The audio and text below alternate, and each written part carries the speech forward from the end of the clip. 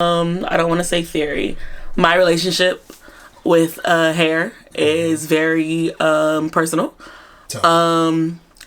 Your head holds a lot of your energy. Of course, you know your brain is there. And you shed 100 hairs a day. Okay, so when you have locks, your locks are the matting of those 100 hairs into your hair, meaning that energy that is in your hair stays with you. You don't want a whole lot of people's hands in your head.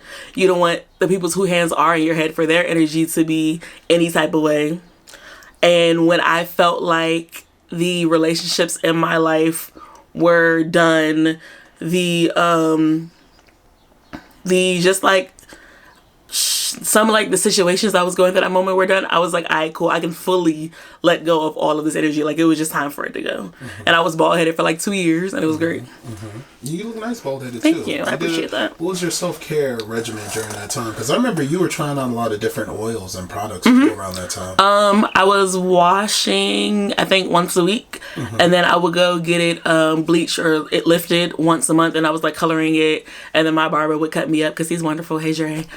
Dre been killing the game for you for a minute now. Yeah. I know. Yeah. I don't want to big his head up though, so it doesn't matter.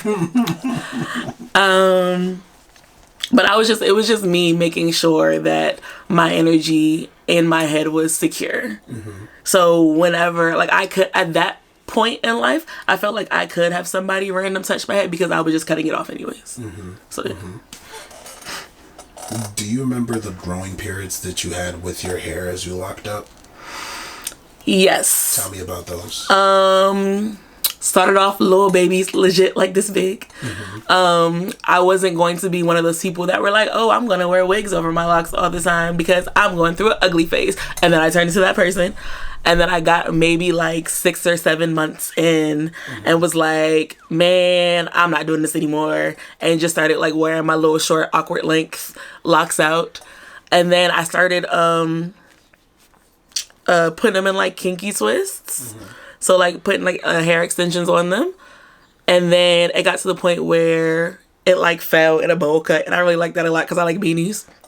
And then I remember, I think I was driving to DC one day, and I remember the window being down and my hair like slapping me in my face, and I was like, oh, this is growing. Oh my God. That's funny. And then I remember vividly,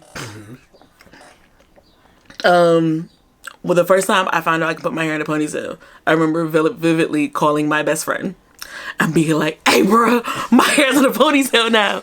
And he was like, man, finally. Because during the early stages, I wasn't feeling my hair, so I'd always call him. And he'd be like, Taronda, you are not cutting your hair. You are not combing them out. You're just going to keep them. It's going to be wonderful. So he really like held me down through the beginning stages of my locks. Hey, P, we love you. But yeah, that was about it. And then they got longer, and I started dyeing them green. Me with green locks was a wonderful thing. I thoroughly enjoyed that, and that was it. What was your favorite growth period of your hair?